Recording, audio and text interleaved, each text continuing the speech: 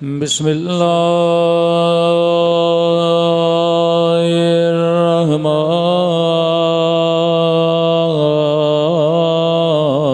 الرحیم الحمد للہ رب العالمین الحمد للہ کما هو أهله الصلاة والسلام على سيد المرسلين وخاتم النبيين أبي القاسم محمد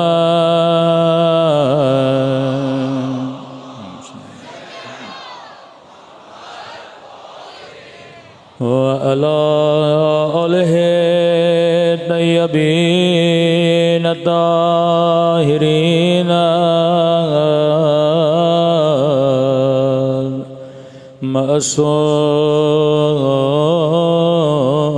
معصومين. دعا امام سما اللهم كل وليك حجت ابن الحسن صلواتك عليه وعلى آبائه في هذه الساعة وفي كل وليا وحافظا وقائدا ودليلا وعينا حتى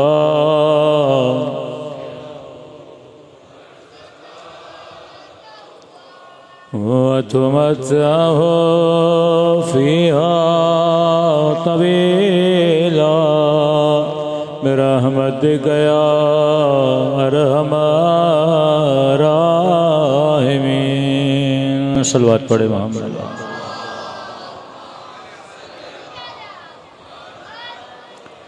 بسم اللہ الرحمن الرحیم. رب اشرح لي صدری ویسر لي امری واحلل عقدۃ من لسانی یفقہوا قولی. اما بعد والعصر ان الانسان لفی خسر الا الذین آمنوا وعملوا الصالحات. صلوات پڑھے محمد وآل محمد.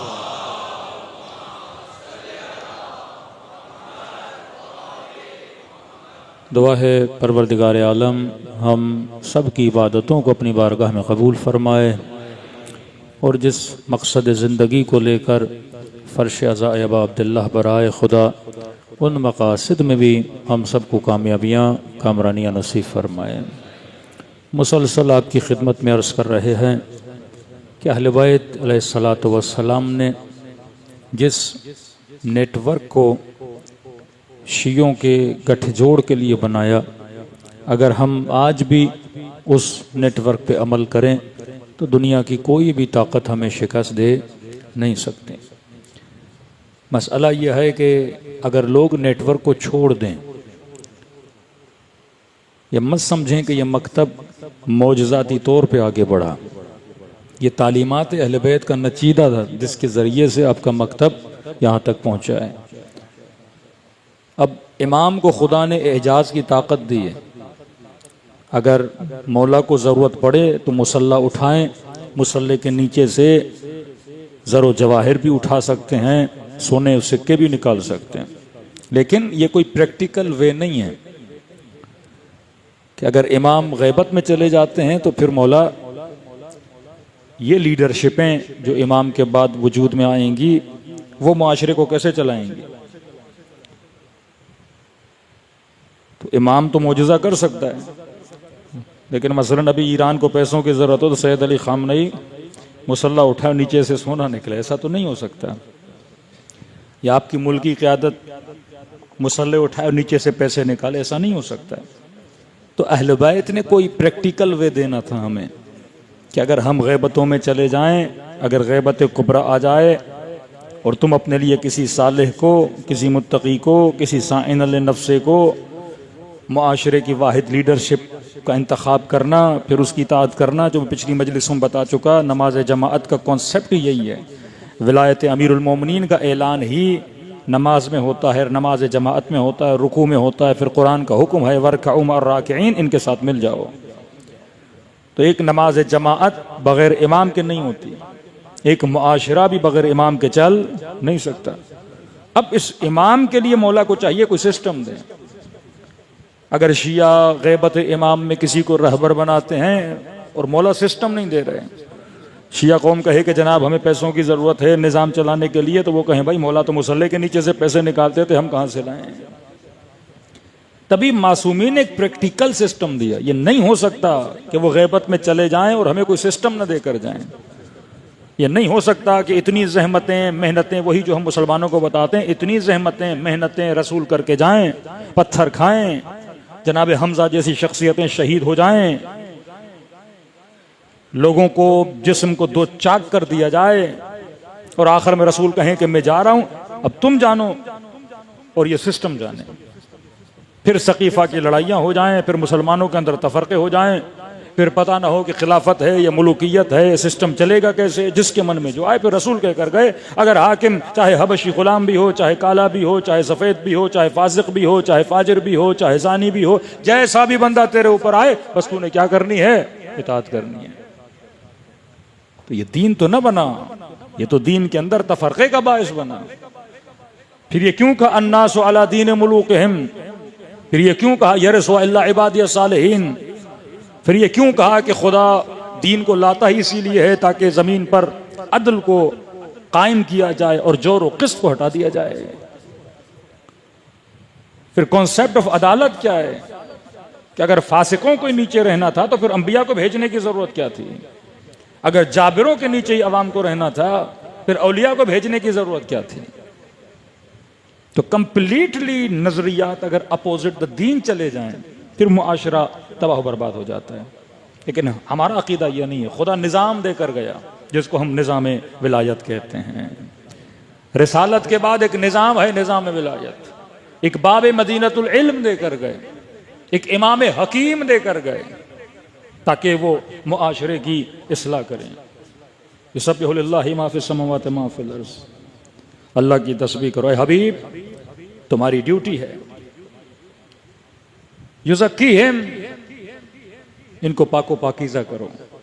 وَيُعَلِّمُهُمُ الْكِتَابِ، ان کو کتاب کی تعلیم دو. وَالْحِکْمَةِ، ان کو حکمت بھی سکھاؤ. ایک مسلمانوں کا طبقہ کہتا ہے قرآن کی تعلیم دو، علم دو، لیکن تزکیے کی ضرورت نہیں ہے. ماتمی آئے ماتم کرے، خطیب آئے مجلس پڑھے، لیکن تزکیے کی ضرورت نہیں ہے. تزکیہ صفائی ہے. ایک چھوٹے سے بچے کو پتا ہے اگر باپ کہے بیٹا گلاس میں پانی بھر کر لاؤ، اگر گلاس میلا ہے نجس ہے، یہ جائے گا پہلے گلاس کو دھوئے گا پھر اس کے اندر پانی لے کر آئے گا. اور میلے گلاس میں اگر پانی لایا تو باپ پانی پیے گا بھی نہیں، اس کو ڈانٹے گا بھی. کہ حبیب پہلے ان کا تزکیہ کر، ان کو پاک کر. پہلے ظرف پاک ہو، اس کے بعد اس کے اندر علم ڈال.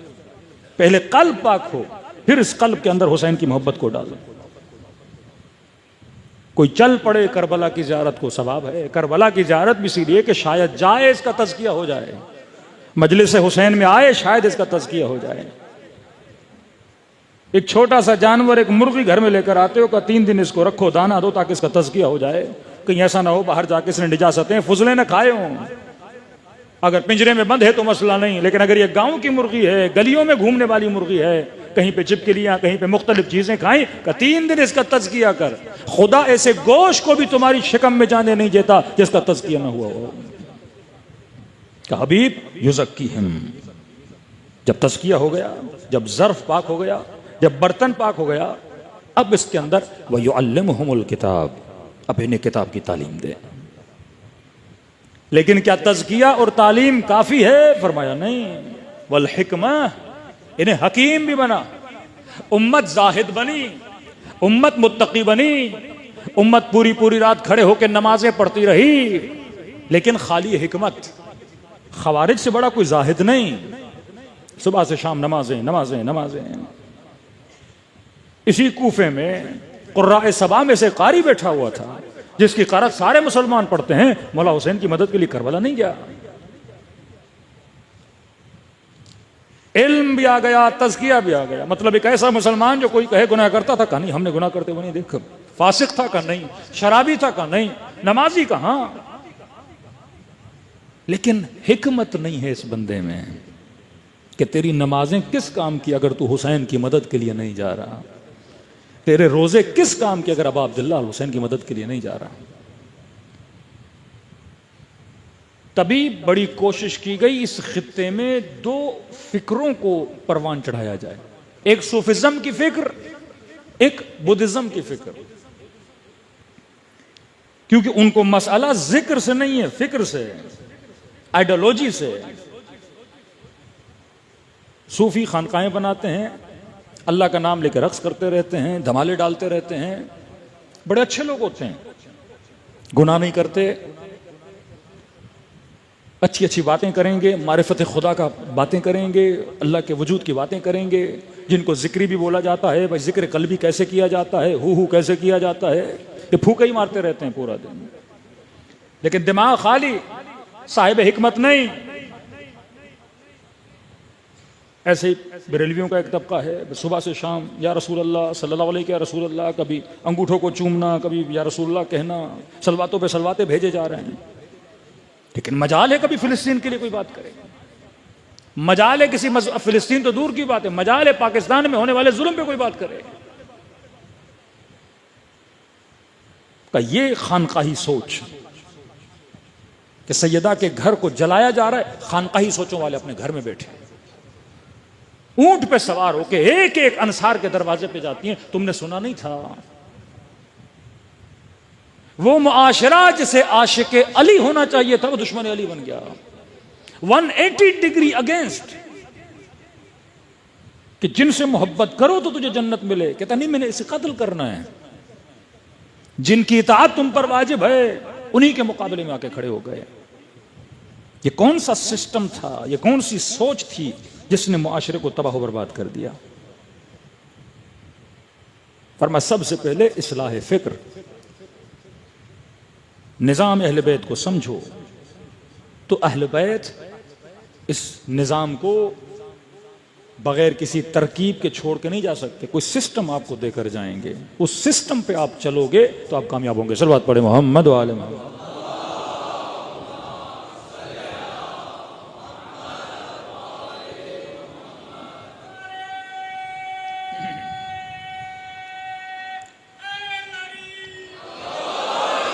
کہ ایسا معاشرہ جو ذکری معاشرہ بنے، صوفی بناؤ ان کو، اللہ کریں، نمازیں پڑھیں، عبادتیں کریں، مسجدوں میں جمع ہو جائیں، رسول کا نام لیں،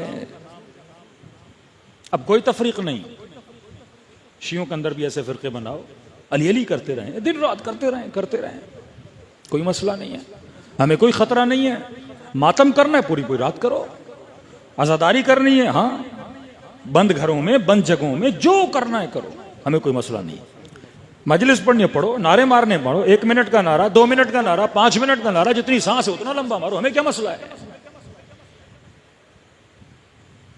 ذکر علی کرو ہمیں کوئی مسئلہ نہیں، ذکر حسین کرو ہمیں کوئی مسئلہ نہیں۔ اور چائنا میں، انڈیا میں بدھزم کی سوچ کو پھیلا دیا گیا کہ بودھا کی سوچ یہ تھی اگر ایک گال پہ کوئی تھپڑ مارے چاپڑ مارے دوسرا بھی دے دو اسے، مطلب ظالم کے مقابلے میں لڑنا نہیں ہے، خون نہیں بہانا، مد مقابل نہیں اٹھنا، اینٹ کا جواب پتھر سے نہیں دینا۔ اس فکر کو وہاں پہ کیوں اس فکر کو پروان چڑھایا گیا؟ اگر کوئی دشمن تمہارے ملکوں پہ حملہ کرے تو اس کے اندر جہادی مزاج نہ ہو، دفاعی مزاج نہ ہو، دشمن کو للکارنے کا حوصلہ نہ ہو۔ اور ہمارے یہاں صوفیزم ایسے آپ کو کئی لوگ ملیں گے، نعرے بہت اچھے مارتے ہیں، امیر المومنین کا نام لیتے ہیں، لیکن صرف ذکر علی، ذکر حسین کرو،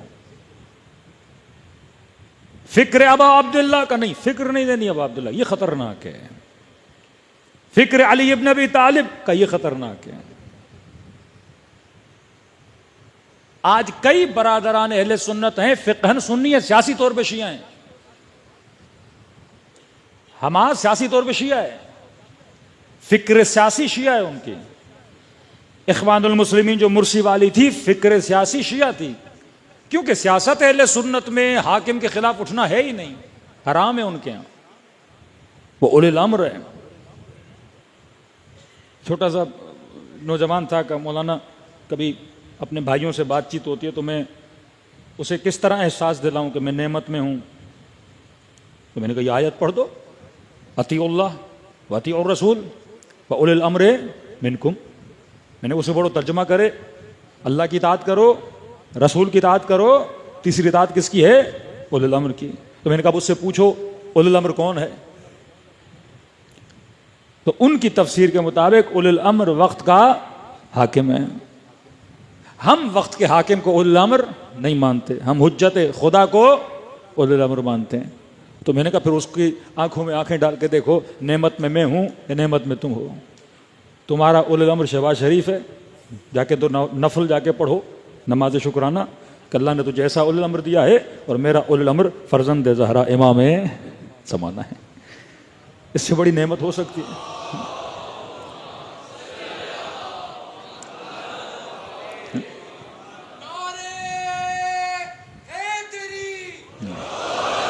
ایسے ایسوں کو تمہارے لیے اولی الامر بنائے گا جن کی شکل دیکھ کے بندہ رستہ بدل دے۔ یہ نعمت نہیں ہے کیا ہے کہ خدا نے آپ کو معصوم اولی الامر دیا ہے، اور اگر معصوم غیبت میں ہے تو شرائط اتنے سخت ہیں کہ شیعہ معاشرے کا لیڈر کیا ہوگا؟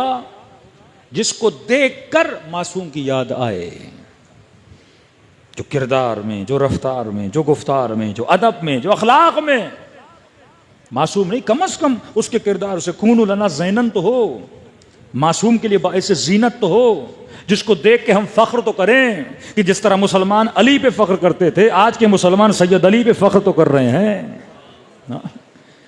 آج کون سا مسلمان فخر نہیں کر رہا؟ کہ پاکستان میں ایک بحث چلے کہ مجالس میں اصلاحی گفتگو نہیں ہونی چاہیے، صرف ذکر کرو۔ اس دن کل میں نے تھوڑا اشارہ دیا تھا، آپ کے لیے کھولوں۔ میں نے کہا کہ رسول خدا کے زمانے میں ایک تو یہ میں دیکھوں رسول پہنتے کیا تھے، کھاتے کیا تھے، اس کو فالو کرنا 100% مشکل ہے، کیونکہ نہ ویسی سواریاں آج رکھ سکتا ہوں، نہ ویسا کھانا رکھ سکتا ہوں۔ ایک فکر یہ وہی صوفی فکر کہ امام حسن کے پاس آیا، حسن ابن علی آپ کا لباس اپنے بابا سے نہیں ملتا، چھٹے امام کے پاس آپ کا لباس اچھا ہے، دیکھیے ہم نے آپ کے دادا کی سنت پہ عمل کیا، ہم سوکھی روٹی کھاتے ہیں، زبر اور سخت لباس پہنتے ہیں، آپ تو بڑا اچھا لباس پہن رہے ہیں، مولا حسن آپ نے بہترین لباس پہنا اور سواریوں پہ جا رہے ہیں، ہمیں دیکھیے ہم آپ کے بابا کی سنت پہ عمل کرتے ہیں۔ امام حسن نے فرمایا تم حکمت سے خالی ہو، صرف تمہیں کاپی کرنا آتا ہے، فکر علی کو تم نے کاپی نہیں کیا، ہولیوں کو کاپی کر رہے ہو۔ فرمایا جیسا میرے بابا کا زمانہ تھا ویسا میرا زمانہ نہیں ہے، اس زمانے میں فقر بہت تھا، فاقہ بہت تھا، اور اسلام کا حکم ہے کہ غریبوں کے سامنے امیروں جیسے کپڑے نہ پہنا کرو۔ بابا حاکم تھے، حاکم نے رعایا کے ضعیف ترین طبقے والے کپڑے پہننے ہوتے ہیں۔ فرمایا میرا زمانہ کون سا زمانہ ہے؟ یہاں پہ لوگ مالی اعتبار سے مضبوط ہو چکے ہیں۔ اگر کوئی بندہ کسی کراچی کے غریب علاقے میں رہتا ہے، 100 گز کے گھر ہیں، 70 گز کے گھر ہیں، لوگوں کے پاس بائکس ہیں، کسی کے پاس گاڑی نہیں ہے، اور اس غریب علاقے میں رہتے ہوئے بڑی گاڑی لے کے آئے اور جائے، کہ یہ حرام ہے۔ تم غریبوں کے دلوں میں کیا پیدا کر رہے ہو؟ حسرت پیدا کر رہے ہو۔ لیکن یہیں پہ اگر مومن کا گھر کسی پوش علاقے میں ہے، ڈیفینس میں ہے، پتہ نہیں ملیر کینٹ میں ہے، کسی بڑی اچھی جگہ پر ہے، اور وہاں کہے کہ مولانا بڑی سادگی ہے، ہم تو موٹر بائک لے کے چلیں گے، تو وہاں امیروں کی نگاہوں میں ذلیل ہو جاؤ گے۔ اگر استطاعت ہے اور وہاں گھر لینے کی استطاعت ہے تو اچھی گاڑی رکھو، تاکہ کوئی سواری کی وجہ سے تجھے ذلیل نہ کریں. کس معاشرے میں کس طرح رہنا ہے یہ حکمت ہے اہل بیت علیہ الصلوۃ والسلام. تو رسول کیا پہنتے تھے میں نے کاپی نہیں کرنا. رسول نے اصول بتایا کہ لباس وہ پہنو جس میں حیا ہو. اب وہ چاہے میرا پاکستانی لباس ہو لیکن حیا ہونا چاہیے. کھانا وہ کھاؤ جو طیب ہو طاہر ہو. یہ نہیں کہ رسول خدا نے کہ بریانی نہیں کھائی تو بولیں بھائی بریانی حرام ہے. کبھی نبی نے نہاری چکھی نہیں اور کراچی والے نہاری پہ نہاری, بھائی یہ حرام ہے. یہ قداست جو لوگوں نے باز لائی اور آپ نظر آتا ہے مختلف فرقے آپ اسی پاکستان میں دیکھ سکتے ہیں, مٹی کے برتن اور عجیب عجیب حرکات اور سکنات. فرمائیے آری ہیں, یہ عقل سے خالی ہیں. ہم نے اصول اہل بیت کو فالو کرنا ہے, اصول اہل بیت. اب اہل بیت کی ذات میں 3 پہلو ہیں. ایک پہلو وہ کھاتے کیا تھے, پہنتے کیا تھے. دوسرا پہلو ان کے اصول کیا ہیں. تیسرا ان کی فضیلتیں. فضیلت ہے یہ بدنی ظاہری فضیلتیں. مثلا امیر المومنین نے شق القمر کیا, رسول خدا نے شق القمر کیا, چاند کے 2 ٹکڑے کر دیے. میں پریکٹیکلی ان جیسی سواریاں, ان جیسے گھر, ان جیسے کھانوں پہ 100% نہیں چل سکتا. میں نے اصول کو فالو کرنا ہے. ایک جو اہل بیت علیہ الصلوۃ والسلام نے معجزات دکھائے وہ ان کی ذات کی فضیلت تھی. میں اس چیز کو کاپی نہیں کر سکتا. میں چاند کے 2 ٹکڑے نہیں کر سکتا. میں مصلے کے نیچے سے پیسے نہیں نکال سکتا. میں سمندر پہ چل نہیں سکتا. میں کنکر اپنے ہاتھ میں لوں اور وہ یا اللہ کہے, یہ میرے بس کی بات نہیں ہے, اللہ یہ کہ کوئی صاحب کرامت بن جائے. تو عموم الناس کے لیے اہل بیت کی فضیلتوں کو, جو فضائل خاص امامت ہیں, تو علم لدنی رکھتے ہیں, میرے پاس نہیں. وہ شق القمر کرتے میں نہیں کر سکتا. وہ سورج کو پلٹا سکتے میں نہیں کر سکتا. اس کو بھی کاپی کرنا, 100% عمل کرنا, یہ فضیلت صرف علی کی ہے, امیر المؤمنین کی ہے. تم اس کو کاپی نہیں کر سکتے. وہ کون سی چیز ہے جو میں اہل بیت کی اپنا سکتا ہوں آج کے زمانے میں 100%؟ وہ ہے اہل بیت کے بتائے ہوئے اصول. نہج البلاغہ پڑھو, یہ تمہارے کام کی چیز ہے. وہ ہیں جناب زینب کے احکامات جو بتائے خواتین کو, یہ تمہارے کام کی چیز ہے. مولا فرماتے پوری دنیا علی کی مخالف بھی بن جائے علی پہ فرق نہیں پڑے گا, اور پوری دنیا علی کے فضائل بھی پڑھے, جو فضیلت ہے وہ خدا نے دی ہے. اور مثل الامام مثل الکعبہ, امام کی مثال کعبے کی طرح ہے. کہ کیا مطلب؟ کہ کعبہ لوگوں کے پاس نہیں جاتا, دنیا کعبے کے پاس جاتی ہے. اگر تو کعبے کے پاس جائے گا تو حاجی بنے گا, اگر تو علی کے پاس جائے گا تو سلمان بھی بنے گا, ابو ذر بھی بنے گا, اور ہور بھی بنے گا. یا علی, آپ نے ان کے دروازوں پر آنا ہے. اب آتے ہیں شیعہ معاشرے میں. 2-3 طرح کے شیعہ. ایک وہ جو امیر المؤمنین کی ذات کو مانتا ہے, پیدائشی شیعہ ہے, نسلی شیعہ ہے, باپ شیعہ دادا شیعہ, یونیورسٹی گیا, غلط دوستوں میں پڑ گیا, تھوڑا لبرل بن گیا. ہاں, کئی ایسے سادات میں نے دیکھے, نہ شکل سے لگتا ہے سید ہیں, نہ پہناوے سے لگتا ہے سید ہیں. بھائی آپ اس طرح کے مولا کو مانتے ہیں, جان قربان میں, لیکن سیکولر ہیں ہم تو مولانا, زیادہ مذہبی نہیں ہیں.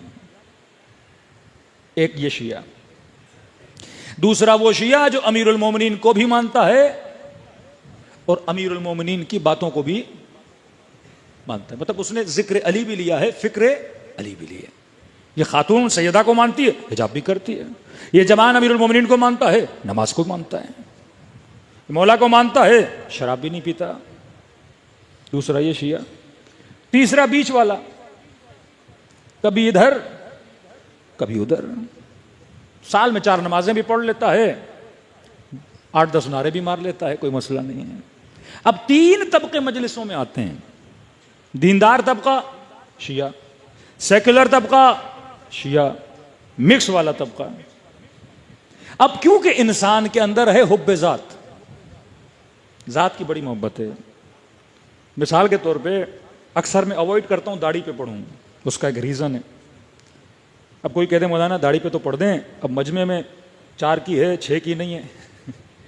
تو جب داڑھی پہ پڑھا جن کی ہے وہ ٹیڑھی آنکھیں کر کے ان کو دیکھتے ہیں کہ مولانا تیرے لیے پڑھ رہے ہیں. وہ بیچاروں کا منہ اتر جاتا ہے. آج تو ساری مجلس ہمارے اوپر ہو گئی. حجاب پہ پڑھنا شروع کیا, جن خواتین کے سر پہ دوپٹہ, بڑے کانفیڈنس میں مولانا تو بھائی آج حجاب پہ پڑھ رہے ہیں, اور جن کا نہیں ہے وہ ساری ان کو دیکھتی ہیں, اشارے کر کے تمہارے لیے پڑھی جا رہی ہے مجلس آج. اب حب ذات ہے نا.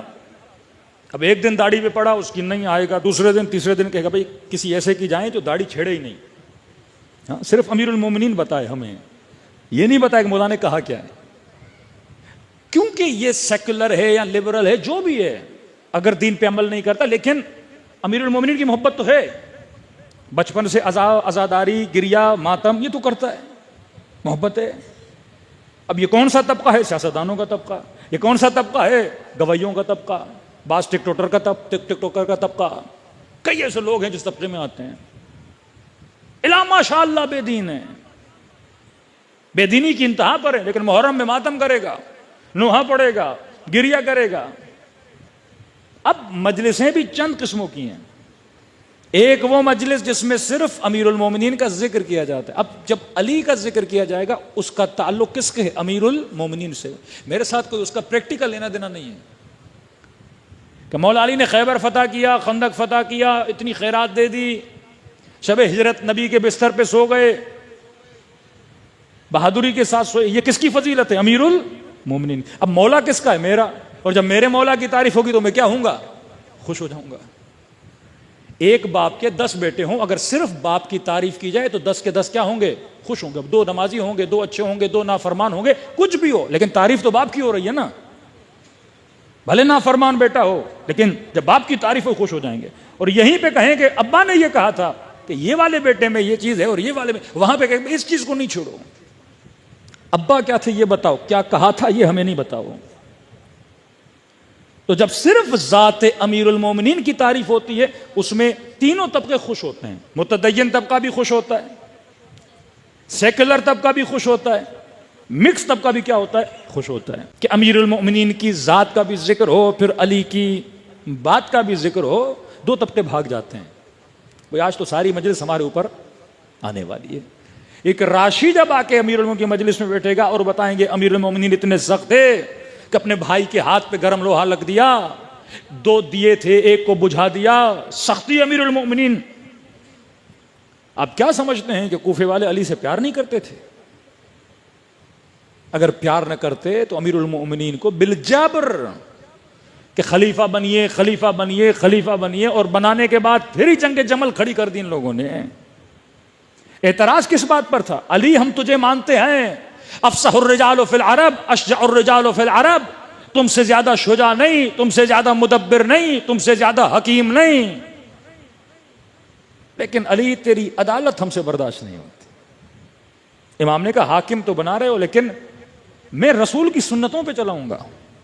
حاکم تو بنا رہے ہو, لیکن فرمایا تم سے علی کی عدالت برداشت نہیں ہوگی. یہی طلحہ اور زبیر امیر المومنین کے پاس آئے, کہنے لگے علی کیا مطلب؟ امام نے فرمایا پچھلی حکومتوں میں جس نے جو غبن کیا ہے, بیت المال کا پیسہ جس نے کھایا ہے, پورا حساب و کتاب لوں گا اور تم لوگوں سے وہ پیسہ واپس لوں گا. کہنے لگے علی دیکھو ہم نے حکومت پہ لایا ہے, پچھلے حساب و کتاب کو چھوڑ دو, آپ کی حکومت میں اگر کوئی ہیرا پھیری کرے آپ اس کا سخت حساب لو. مولا فرماتے وہ امام کیسا جو پچھلا حساب چھوڑ دے. علی نے کہا تھا کہ عدل علی تم سے برداشت نہیں ہوگا. آج ہم کہتے تو ہیں امام آئیے, امام آئیے, ایک عالم کی سخت تقریر برداشت نہیں ہوتی, امام زمانہ کی عدالت کیسے برداشت کرو گے؟ پورا نظام اور نظام ہے, اس نظام میں اپنے ذات کی محبت کو نکال کر اہل بیت کی محبت کو لانا ہے. اب یہ 3 طبقوں نے اپنی اصلاح نہیں کرے گا. ایک ہے لجباز, لجوج, ضدی, پتا بھی ہے میرے اندر عیب ہے پر عیب کو نکالنے کے لیے تیار نہیں ہے. وہ اس راہ ابا عبداللہ پہ چل نہیں سکتا. چانسز ہیں چلے, لیکن اگر ضد کرے گا, اس کی مثال کس طرح ہے؟ شیطان کی طرح ہے. میں نے کئی سال پہلے مجالس میں ایک جملہ کہا تھا, ایک ہے ذکر حسین, ایک ہے فکر ابا عبداللہ الحسین. ذکر سارے مسلمان کرتے ہیں، لا الہ الا اللہ سارے مسلمان پڑھتے ہیں. آپ کی قومی اسمبلی میں قرآن کی آیتیں پڑھی جاتی ہیں اور اس کی چھت پہ اللہ کے نام لکھے ہوتے ہیں اور بہت بڑا لا الہ الا اللہ محمد رسول اللہ. آپ کے ہر پرچم کے نیچے نظم، اتحاد، ایمان اور تینوں چیزیں نہیں ہیں. نعرے لگانے سے کیا ہوتا ہے؟ دنیا کا آسان ترین کام ہے نعرہ لگانا، آسان ترین کام ہے نام رکھنا، مشکل ترین کام ہے صفت کو پیدا کرنا. تو وہ چاہتے ہیں آپ ذکر کرتے رہو. ذکر سے کوئی خطرہ نہیں ہے، فکر سے خطرہ ہے. ہر وہ بندہ جو نماز پڑھتا ہے اللہ نے واجب کیا اس کے اوپر ذکر سورہ حمد پڑھے. آئیے کربلا میں شمر بھی نماز پڑھ رہا ہے، اللہ اکبر، سورہ حمد. لا صلاۃ الا بفاتحۃ الکتاب، نماز نہیں اگر اس میں سورہ حمد نہیں. ہاں بھائی شمر نماز پڑھتے ہو؟ کہ پڑھتا ہوں. سورہ حمد کا پڑھی. ایک خیمہ ہے جس میں ہور بیٹھا ہے، اور نماز پڑھتے ہیں آپ؟ کہاں. سورہ حمد پڑھی؟ کہاں. شمر کیا پڑھا حمد میں؟ کہ ایک دعا مانگی، اہدنا الصراط المستقیم، اے خدا مجھے سیدھے راستے پہ چلا. اور آپ کا میں نے بھی دعا مانگی، اہدنا الصراط المستقیم، خدا مجھے سیدھے راستے پہ چلا. اب پروردگارا دو بندے دعا مانگ رہے نماز میں، یہ بھی شمر بھی کہہ رہا ہے مجھے سیدھے راستے پہ چلا، اور بھی کہہ رہا ہے مجھے سیدھے راستے پہ چلا. پروردگارا ایک دعا کرنے کے بعد قاتل بنا، دوسرا دعا کرنے کے بعد ناصر بنا. یہ ماجرا کیا ہے؟ دعا تو دونوں نے کی تو اللہ کی آواز آئے گی. ہاں ذکر دونوں کر رہے تھے، فرق یہ ہے کہ شمر صرف ذکر کر رہا تھا اور ذکر بھی کر رہا تھا ساتھ میں فکر بھی کر رہا تھا. ہاں کامیابی تب ملتی ہے فکر ابا عبداللہ، دا آئیڈیالوجی آف امام حسین. آج جنگ افکار ہے. یہ نیٹ ورک فکر کو بیدار کرتا ہے، یہ نیٹ ورک لوگوں کو ایک دوسرے کے ساتھ جوڑتا ہے. کیوں اجتماعی عبادات کی مکتب میں اہمیت ہے؟ نماز جمعہ، عبادت حج، فریضہ حج، عید کی نماز، کربلا امام حسین کی زیارت، مجالس میں جمع ہونا. کیونکہ جب جمع ہوتے ہو، ایک مولا کا قول ہے، مولا فرماتے اگر ایک بکرا بھی اکیلا سفر کرے گا نا تو بھیڑیوں کا شکار بن جائے گا، لیکن جب مل کے چلتے ہیں تو یہ کئی دشمنوں کے خطرات سے کیا ہو جاتے ہیں؟ بچ جاتے ہیں. آج مسلمان کیوں ذلتوں کے اندر ہے؟ کیونکہ ٹوٹ پھوٹ کا شکار ہے. آج ہم بدبختیوں میں اس لیے جاتے ہیں کیونکہ ہمارے اندر کیا ہیں؟ تفرقہ بازیاں ہیں.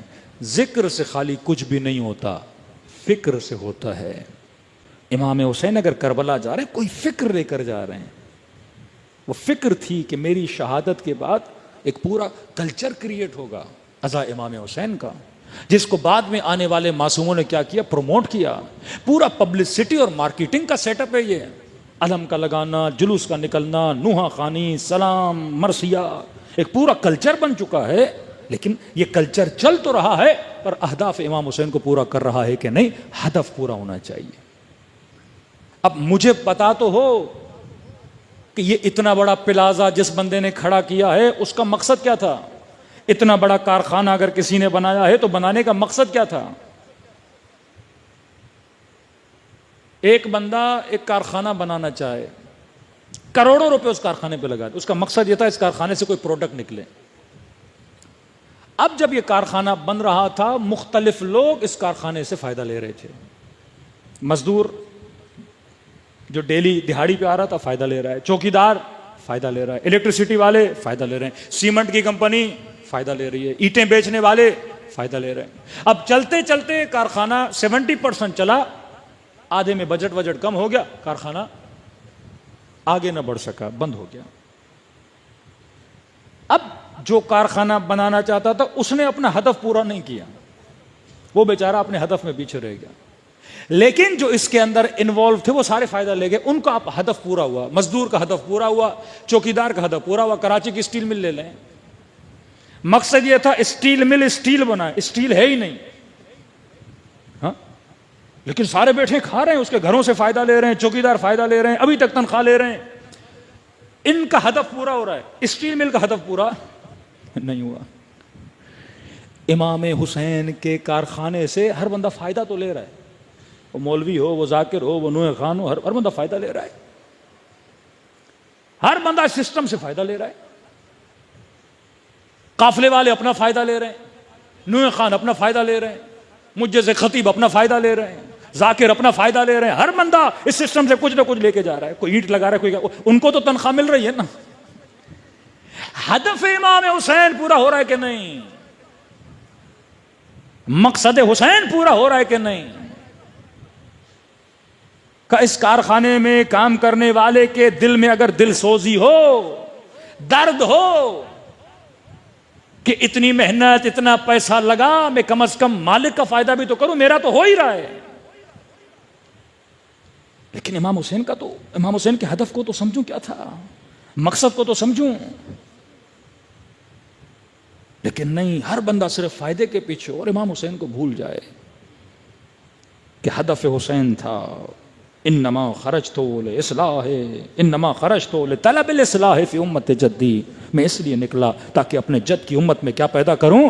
اصلاح پیدا کروں. قد امیتت، جن کے اندر دین مر چکا ہے، دین زبان کی چٹخاری بن چکا ہے، سنتیں مر چکی ہیں. اب امام اس بگڑے ہوئے معاشرے کی فکر کی اصلاح کرنے کے لیے باہر نکلے. صلوات پڑھے محمد و آل محمد.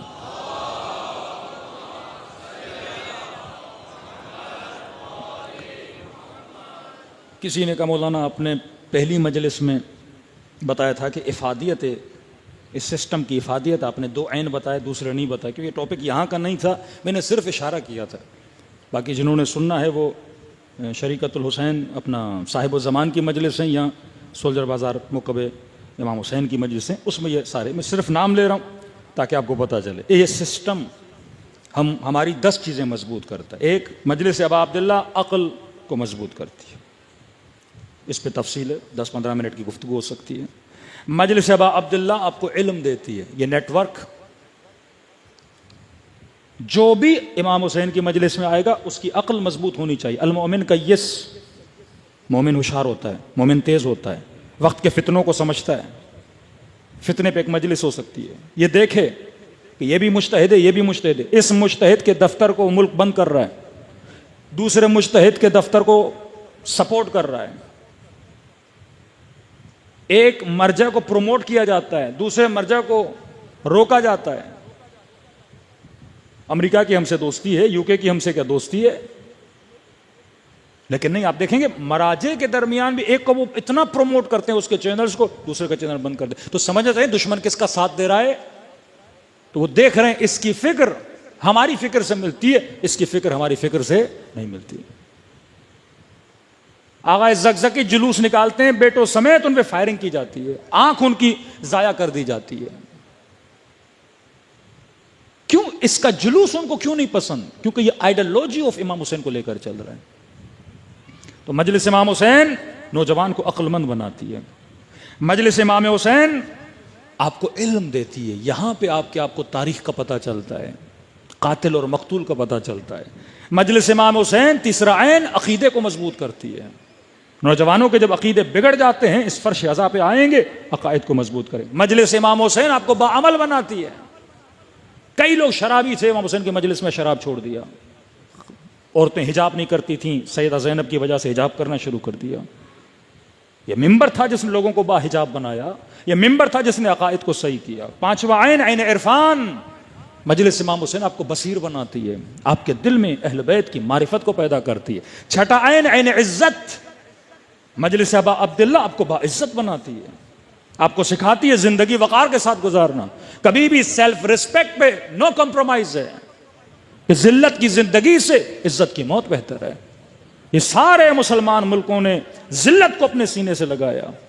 صرف ایک اہل بیت کے چاہنے والے، وہ ایران تھا، وہ یمن تھا، وہ عراق کے شیعہ تھے، جنہوں نے کہا کہ مرتے ہیں تو مر جائیں لیکن ہم ظالم کے سامنے سر نہیں جھکائیں گے. کتنی بدماشی سے کہیں کہ آپ یہ بند کر دو، آپ کارخانے بند کر دو، آپ وہ کر دو، اپنا پورا دفاعی سسٹم ختم کر دو. کا سپر پاور ہے تو خدا ہے، اللہ کے علاوہ ہم کسی کو نہیں مانتے. ساتویں چیز عدو شناسی. کربلا ہمیں بتاتی ہے دشمن شناس بنو، یزید کو سنو، یزید کو پہچانو، فکر یزید کو بھی پہچانو. کہ دشمن تمہارے سسٹم کو تباہ و برباد کرنے کے لیے حربے کون سے اپناتا ہے؟ تفرقہ، زیغ۔ یوسف کے بھائی جب گئے نا اتنے سالوں کے بعد بھائی سے ملنے کے لیے، حضرت یوسف فرماتے ہیں کہ تمہارے اور ہمارے درمیان شیطان نے تفرقہ ڈال دیا تھا، وہ اس تفرقے نے ہماری پوری فیملی کو اتنے سال ایک دوسرے سے الگ کر دیا۔ یہ شیطان تفرقہ ڈالتا ہے، شیعہ کو شیعہ سے لڑاتا ہے، عزادار کو عزادار سے لڑاتا ہے۔ 7واں عین عدو، 8واں عین عواطف۔ کربلا ہمارے ایموشنز کو صحیح کرتی ہے کہ ہمارے جذبات، اے جوان اپنے جذبات کو غلط جگہ پہ استعمال نہ کیا کر، غلط محبتوں میں خود کو تباہ و برباد نہ کیا کر، اپنے ایموشنز کو، اپنی انرجیز کو غلط جگہ پہ نہ لگایا کر، صحیح جگہ پہ، صحیح راستے پہ انرجی لگا۔ شہید قاسم کی طرح، شہید حسینی کی طرح، شہید سبط جعفر کی طرح، صاحب علم، صاحب معرفت، اتنے شاعر ہیں کراچی میں، کون سا شاعر جو اپنی شاعری میں پیغام بھی دے؟ کیوں خدا نے اس مداح و شاعر اہل بیت کو اتنی عزت دی؟ آج بھی دنیا یاد کرتی ہے، روتی ہے۔ ذکر امام زمانہ کر رہے ہیں پھر بتا رہے ہیں منہ کیسے دکھاؤ گے؟ جو غیبتیں کرتے ہیں وہ کیسے منہ دکھائیں گے؟ وہیں پہ پیغام خمس بھی دے رہے ہیں، زکوٰۃ و غریب کا درس بھی دے رہے ہیں، کیونکہ شاعر بابصیر ہے۔ آج کتنے شاعر ہیں جن کے اندر اتنی بصارت ہو، آج کتنے نوح خان ہیں جن کے اندر یہ بصارت ہو۔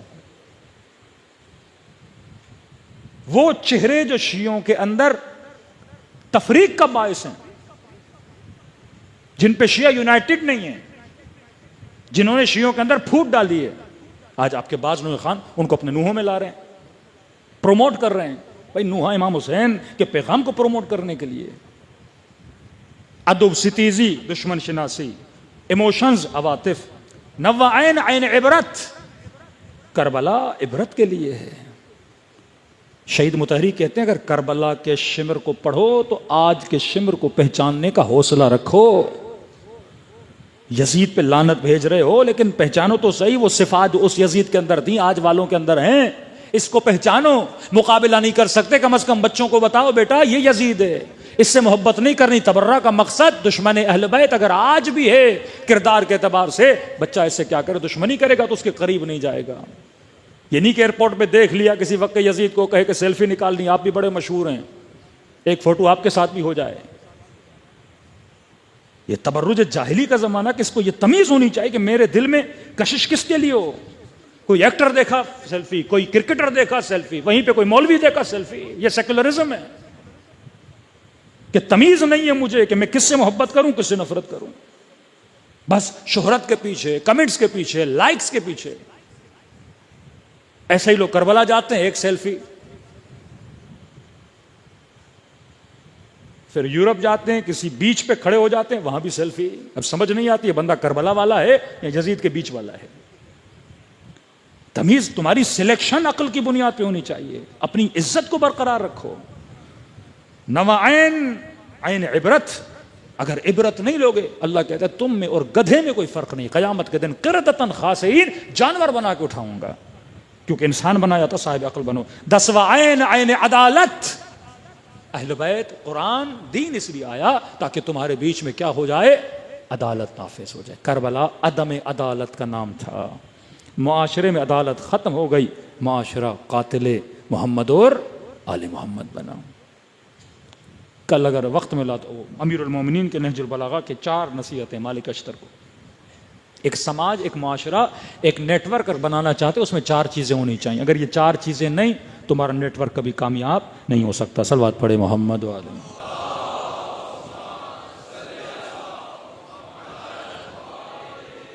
آپ لاکھ آگے رہبر کے قصیدے پڑھیں، لیکن راہ و روش رہبر پہ نہیں چلیں گے، افادیت نہیں ہوگی۔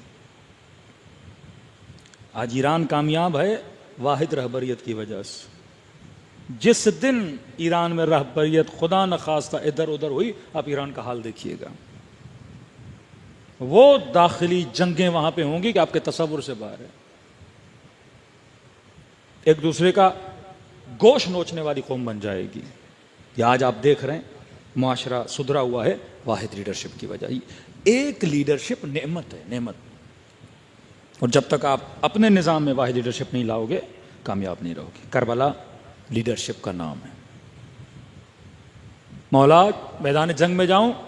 نہیں عباس، خاموش۔ مولا میں نے خط کھینچی ہے، عباس مٹا دو۔ جی میرے مولا۔ ایک بی بی نہیں ملتی کربلا میں جو مولا پہ اعتراض کرے۔ سمعن وطاعتن وسلموا تسلیما، اطاعت معصوم اطاعت امام۔ آئیے دلوں کو کربلا لے کر چلیں، دعا کریں کہ پروردگار عالم ہمارے معاشرے کو، ہمارے سماج کو ایسا بنائے جیسا اہل بیت ہمیں دیکھنا چاہتے ہیں۔ ہم سب کو توفیق دے کہ اہل بیت کے بتائے ہوئے نیٹ ورک پہ چلیں تاکہ قوم اور قوم کے مسائل حل طلب ہوں۔ فرمایا اگر مچھر کے پر کے برابر بھی آنکھوں کی پلکیں گیلی ہو جائیں، خلوص ہو، تو اس آنسو میں اتنی طاقت ہے وہ تیرے سارے گناہوں کو معاف کروا سکتا ہے۔ مجلسیں ہیں ہی اسی لیے تاکہ حر بنو اور اپنے گناہوں کی معافی مانگو۔ بہترین نام نام حسین ہے۔ سارے معصومین افضل ہیں، سب کا ذکر عبادت ہے، لیکن ایک خصوصیت ہے ذکر ابا عبداللہ میں۔ کسی معصوم کے نام پہ اتنا گریہ نہیں ہوتا جتنا حسین کے نام پہ ہوتا۔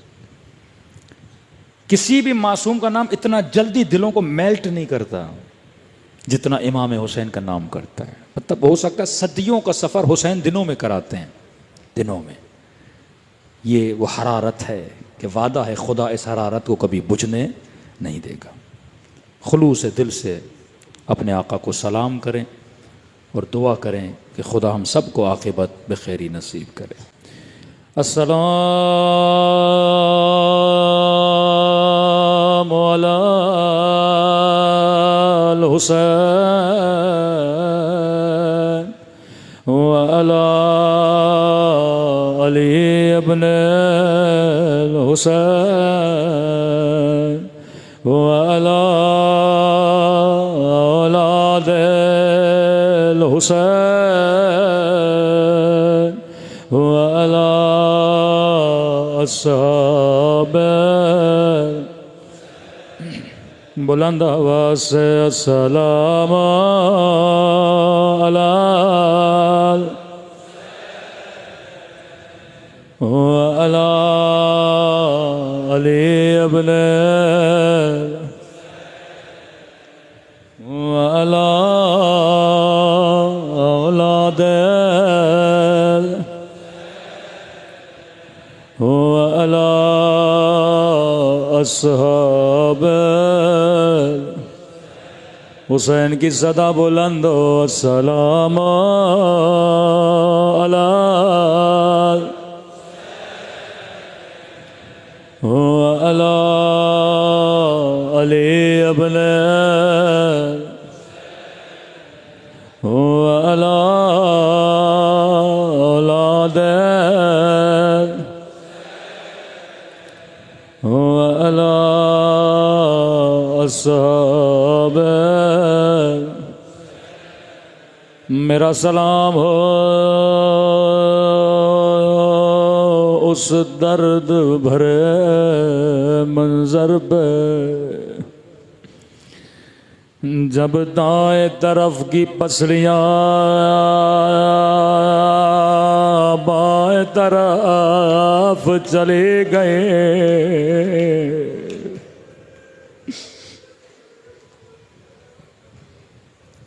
کئی ایسے زخم تھے جن پہ آل رسول نے بڑا گریہ کیا ہے، کئی ایسی مصیبتیں ہیں کہ جن کی آپس میں شباہتیں بہت ہیں۔ دو زخموں پہ اہل بیت نے بڑا گریہ کیا، صرف ایک دو معصوم نے نہیں، 12 کے 12 معصوموں نے گریہ کیا ہے۔ سنیں گے وہ کون سے زخم ہیں؟ ایک رخساروں پہ لگے تماچے، ہر معصوم نے گریہ کیا۔ امام حسن کسی ذاکر کے خواب میں آئے، فرمایا ذاکر تو میرے شیعوں کو میرے اصلی مصائب کیوں نہیں سناتا؟ کہنے لگا مولا میں سارے مصائب سناتا ہوں، مولا میں سناتا ہوں حسن وہ واحد امام ہے جسے 2 مرتبہ کفن پہنایا گیا، سفید کفن میں جنازہ باہر گیا، لیکن جب گھر واپس آیا تو بہن کی فریاد بلند ہوئی، حسن میں نے تو سفید کفن پہنایا تھا، تیرے کفن کو خون سے رنگے کس نے کیا؟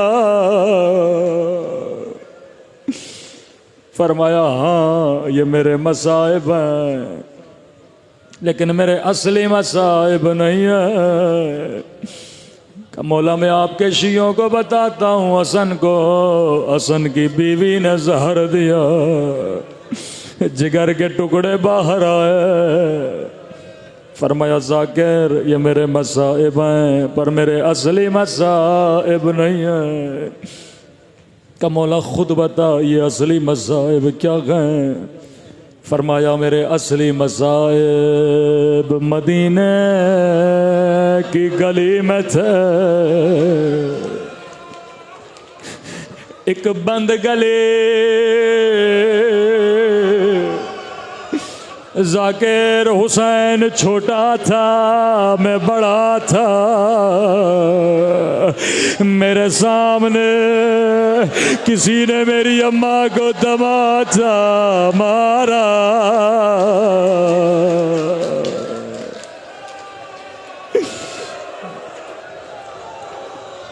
جب تک زندہ تھے خون روتے رہے،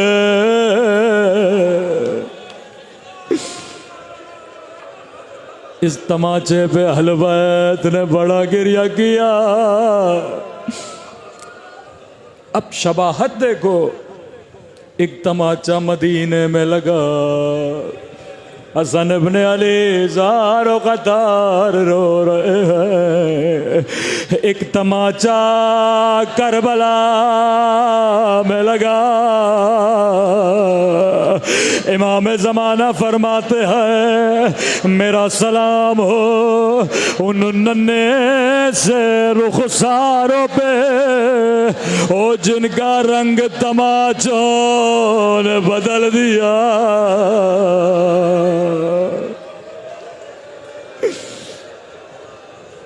چار سالہ بچی رو کے کہنے لگی میرے غریب الوطن بابا، میرے 3 دن کے پیاس بابا، بابا ذرا آنکھیں کھولو، میں دادی کی شبیہ بن چکی ہوں۔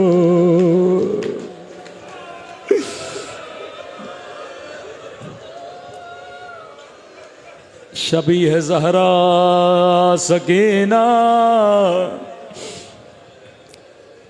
اس تماچے پہ اہل بیت بڑا روئے۔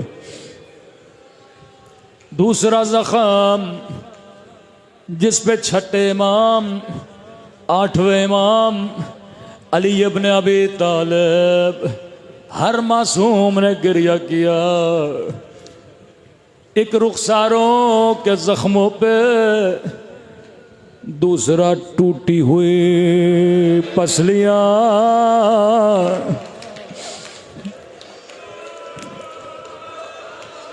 ایک ظاہر مشہد گیا، امام رضا کو بار بار واسطہ دینے لگا، خواب میں مولا فرمایا اے شیعو چھوٹی چھوٹی باتوں کے لیے ہمیں پسلیوں کا واسطہ نہ دیا کرو، ہم برداشت نہیں کرتے۔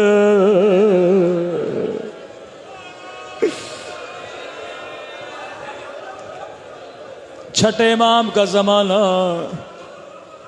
ایک مومن دوڑا دوڑا آیا، مولا فلاں مومن جو آپ کا چاہنے والا ہے اسے سزائے موت سنائی گئی۔ امام نے کہا جرم کیا تھا؟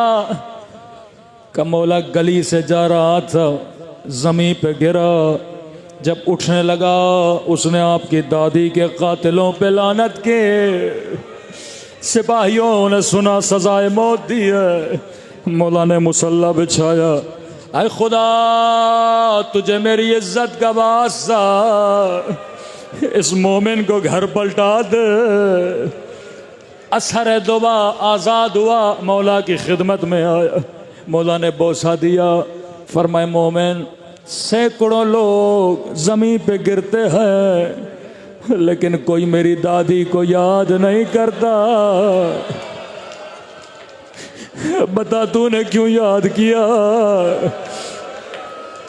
کہتا ہے مولا جب میں گرا میری کمر میں چوٹ آئے، مولا پسلی ٹوٹی نہیں لیکن اتنی تکلیف تھی سانس لینا مشکل تھا، مولا مجھے یاد آیا زہرا کی پسلیاں توڑی گئے۔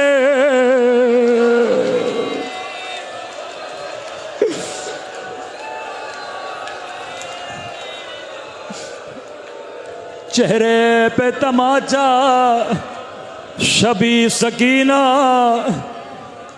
پسلیوں کے ٹوٹنے میں بھی کربلا میں ایک شبی ہے، سنیں گے شبی کا نام کیا ہے؟ اے خدا تجھے حسن کے یتیم قاسم کا واسطہ، جس کے دائیں طرف کی پسلیاں بائیں طرف چلی گئے، بائیں طرف کی پسلیاں دائیں طرف چلی گئے، قاسم شبی ہے زہرا ہے۔ شاید کوئی جوان کے مولانا اسی دن آپ نے مجلس میں پڑھا امام حسین کی پسلیاں بھی ٹوٹی تھی۔ لئی ابن سعد کے پاس ابن سعد جب میں نے حسین کے بدن پہ گھوڑے دوڑائے میں نے اپنے کانوں سے پسلیاں ٹوٹنے کی آواز سنے۔ ہاں حسین مظلوم ہے، ہاں مولا کی پسلیاں توڑے گئے لیکن شبی زہرا نہیں ہے، کیونکہ مولا شہید ہو گئے، بعد میں پسلیاں توڑی گئی، زہرا زندہ تھے، قاسم زندہ تھا، دائیں طرف کی پسلیاں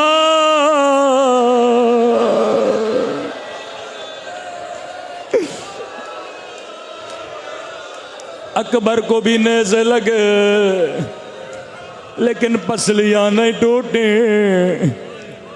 قاسم 13.5 برس کا جوان کہ عباس جا خیمے سے کوئی زرہ لے کر آ، بدن پہ کوئی زرہ نہیں آئے، کربلا کا واحد شہید ہے جو بغیر زرہ کے میدان میں گیا اور جس کی لاش کے ٹکڑے ٹکڑے ہو گئے۔ جو بھی شہید گھوڑے سے گرا اس نے حسین کو آواز دی۔ قاسم اتنا چھوٹا تھا جب گھوڑے سے گرا آواز دی، اماں میں نے تیرے دودھ کی لاج رکھے، اماں میں گھوڑے سے گر گیا۔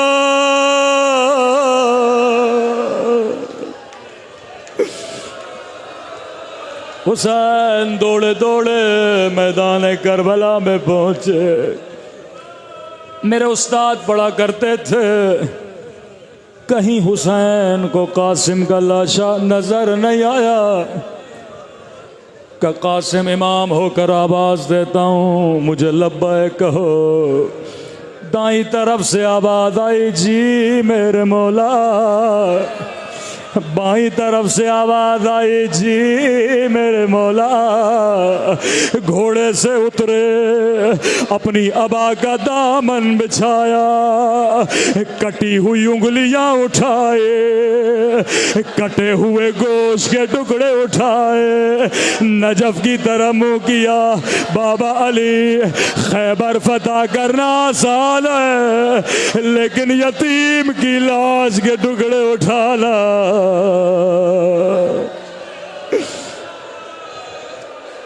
بڑا مشکل ہے. خیمے کے در پہ پہنچے اما فضا ذرا بہن زینب کو بلانا لیکن ماں کو نہ بتانا.